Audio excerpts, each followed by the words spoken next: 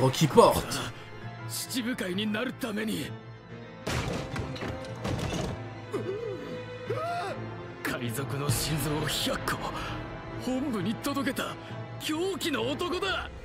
Bogart, Borat, ouais.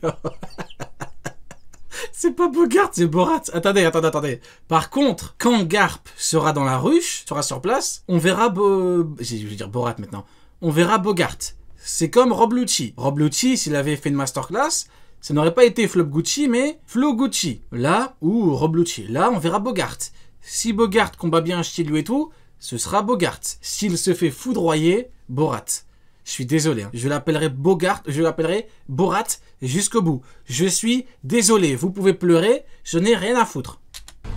Il y a 2 ans, Trafalgar dit Waterloo qui cherchait à... Non mais je suis... Oh Mihawk. Il y a 2 ans, Trafalgar dit Waterloo qui cherchait Mihawk, il est là. offrit 100 cœurs de pirates il est à la là. marine et perpétra au même moment un incident vous vous rendez sans compte? précédent. Il y en a qui croient que l'horrible Borat va combattre Shiryu. Mais mon ami, Shiryu n'a pas le temps. Avec l'horrible Borat. Shiryu, il est occupé avec Mihawk, le meilleur épéiste au monde. Il n'a pas le temps de s'occuper de l'horrible Borat. Il n'a pas le temps. Borat, c'est le mec qui met des slips fluorescents à la plage et tout. Il n'a pas le temps, regardez-le. Kokuto Yuru maintenant, les mecs. C'est terminé. Petit peu de sérieux, les mecs. S'il vous plaît. Dans la ville de Rocky Port.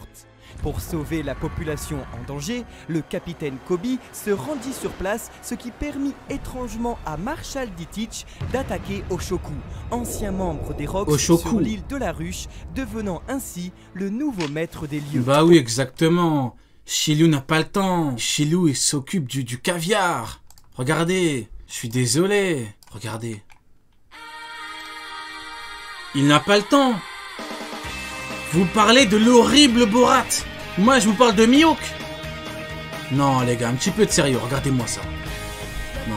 Ce mec-là ne sera même pas à la ruche. Parce qu'il est occupé avec quelqu'un de supérieur. Le meilleur épéiste au monde, les mecs. Un petit peu de sérieux, s'il vous plaît. On va reprendre. En proie au Yami Yaminomi, il est difficile d'imaginer la mort du chirurgien de la mort, qui sera sûrement capturé et emmené au repère de Barbe Noire. Ainsi, Trafalgar dit Waterloo, Kobe et Marshal Ditich, les 3 acteurs de l'incident de Rocky Port, seront bientôt tous réunis au même endroit. Ah, donc, sur la ruche, t'auras Barbe Noire, t'auras Law, t'auras Shiryu, t'auras Bogart et Garp. Alors là, attends, si Garp... il arrive à libérer Law et Kobe, alors que là-bas, il y a Shiryu et Barbe Noire. Franchement, Barbe Noire, j'étais un petit peu dans le sabre de Xebec. Vous voyez, son navire s'appelle le sabre de Xebec. J'étais un petit peu dedans.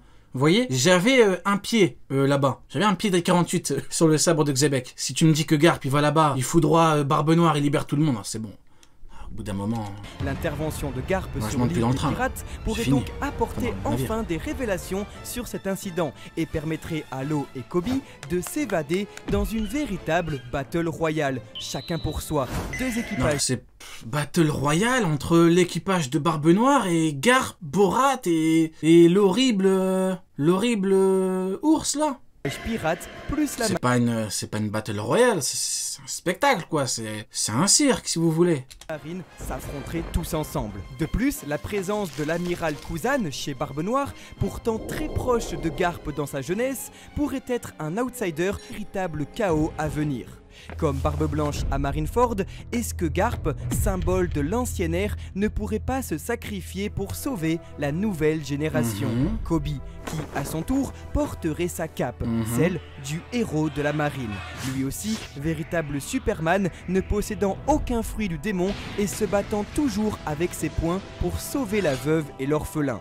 Si Ace et Luffy n'ont jamais voulu suivre la voie de leur grand-père, c'est avant de mourir que Garp verrait son rêve se réaliser. Ouais, après, il peut, hein. Il peut très bien partir, il part à la ruche, vu que Barbe Noire, a priori, il est occupé avec Trafalgar Law. Il part à la ruche. Si Shiryu n'est pas là, parce qu'il est parti, je sais pas, on verra qui. Il y aura même pas de commandant, attendez. Si Aokiji n'est même pas là, il y aura qui là-bas? Il y aura que Davis. Il y aura des Tobiropo en fait. Donc il peut très bien les... Bah ouais, en vrai. Si là-bas il y a que des Tobiropo, il part... ouais, t'as même pas besoin de Fujitora.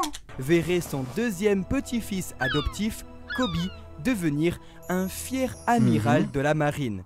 Ainsi, l'histoire se répéterait. Et 38 ans fier amiral de la marine. Ainsi, l'histoire...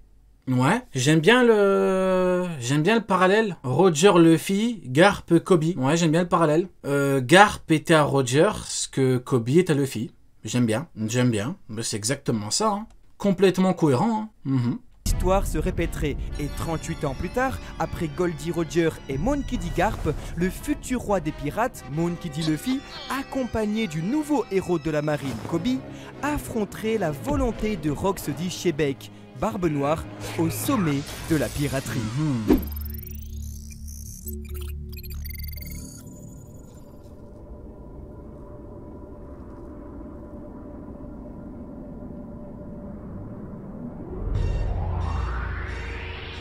Ancien esclave des Tenryubito, voilà que Bartholomew Kuma se retrouve à son point de départ. En effet, le Niku Nikonomi ne permet pas une téléportation, mais bien de... J'aime trop les fruits des Shishibukai. Ils ont que des fruits de ouf. Hancock, elle te change en pierre n'importe qui. Lui, il peut te téléporter. T'as Doflamingo, fruit des fils. T'as l'autre, Moria, fruit des ombres. En fait, la différence, c'est que j'ai l'impression que les Shishibukai, ils ont que des fruits de ouf pour soit être parfait en tant que boss d'arc, comme Doflamingo, ou Crocodile qui te dessèche en te touchant. Vous voyez, soit ils ont des fruits de ouf pour être des boss d'arc, soit pour être important pour le scénario. Vous voyez ce que je veux dire? Genre lui, avec son fruit, c'était grave important pour l'archipel. Alors que les commandants, t'as pas obligatoirement des fruits avec des pouvoirs aussi, on peut dire cheatés ou particuliers, on va dire, ouais. Repousser l'air à une Mais en vrai, quand tu regardes en termes de puissance de base, en termes de, comment on dit, pas particularité, en termes de force de base et tout, t'as Jose, force de ouf, t'as Queen, c'est un cyborg, King, c'est un lunarien. Les commandants, ils compensent avec des trucs de base de ouf. Genre, tu regardes la force de Jose, mais je suis désolé. Jose, il est dans le top des mecs les plus forts du monde en termes de force brute. Tu fais un bras de fer avec Jose, il te pète le bras. Il te fait comme ça. Il arrive derrière toi, boum.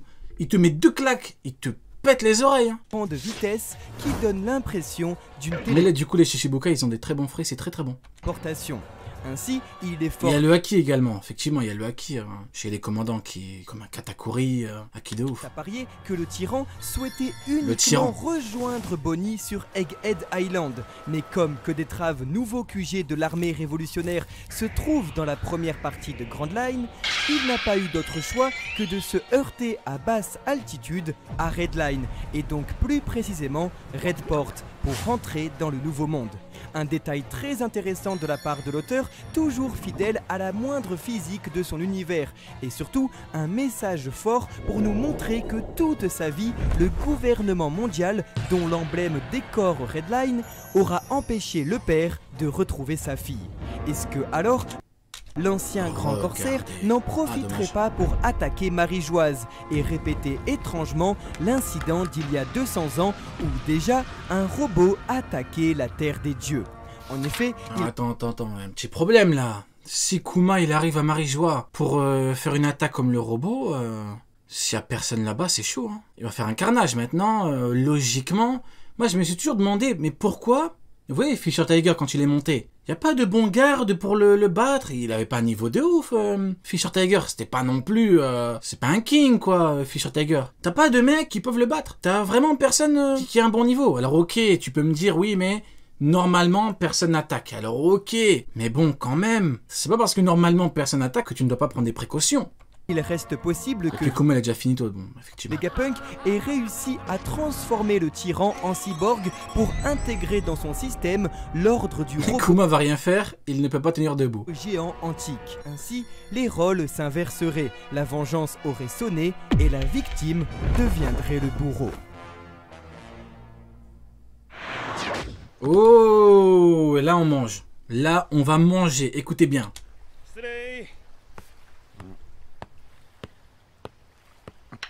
Ça va, hein. Après l'affrontement de Luffy contre Lucci, l'auteur, grand nostalgique, prolongera les parallèles plastiques en redessinant exactement la même situation. Attends, par contre, si on fait un parallèle, Luffy, Lucci, Zoro, Kaku, bah Zoro peut le foudroyer. Hein. Zoro peut, excusez-moi du terme, il peut lui chier dessus. On a bien vu Flop Gucci n'a même pas réussi à le toucher une fois. Là, Kaku, Zoro, c'est pas un mec qui rigole. Hein. Zoro, il va sortir Enma. Regardez, Luffy, il a pas utilisé même le HDA+, il a pas utilisé même le HDA éveillé. Le HDR éveillé encore moins. Mais Zoro, ce que j'aime bien avec lui, c'est que Zoro ne rigole pas.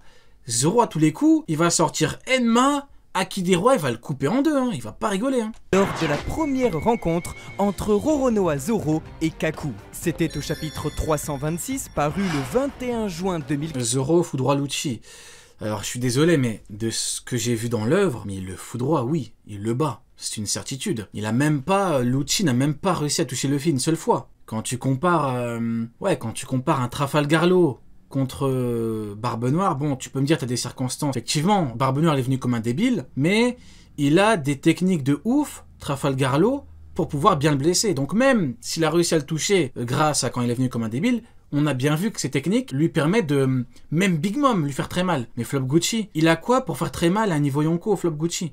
Sa vieille technique avec sa main là. Bonne chance pour faire très mal à Yonko. Hein. Il fait ça à Big Mom, et Big Mom, elle lui met une claque, elle le renvoie dans une litière, hein, le dégage, du dégage au cirque. Hein. Je suis désolé, mais...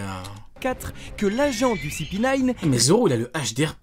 Il a battu King. King, il a mis un Shishi Sanson de ouf. Il avait pas mal. Il a dû... vous voyez, il a dû trouver le stratagème et tout. En plein combat, vous vous rendez compte? King, c'est un mec hyper dangereux. King, il est tellement fou dans sa tête qu'il a chié sur Mihawk et sur tous les épéistes. Il a dit, oh, espèce de clown, tu m'as pris pour qui? Vous voyez quand tu lui as mis une droite? Tu m'as pris pour Mihawk. Il a mis hop, une droite. Il a dit, tu me prends pour un putain d'escrimeur. Épée, pas épée, moi, je mets des coups de ouf. Vous voyez ce que je veux dire? King, il est fou. Parce qu'en fait, le problème de King, je vais vous dire c'est quoi le problème. Le problème, c'est que quand il a enlevé son casque, vous voyez comment il a été et tout, en mode beau gosse, en mode L'Oréal, il avait des beaux cheveux et tout. Vous voyez, t'as un côté en mode, tu dis, oui, bon, allez, il est pas si fou que ça, mais ce mec est complètement fou. Hein. Ce mec est un taré et Zoro l'a battu. Hein. Ce mec est complètement malade. Mihawk, il est même pas là. Personne ne le calcule, Mihawk, il lui a chié dessus.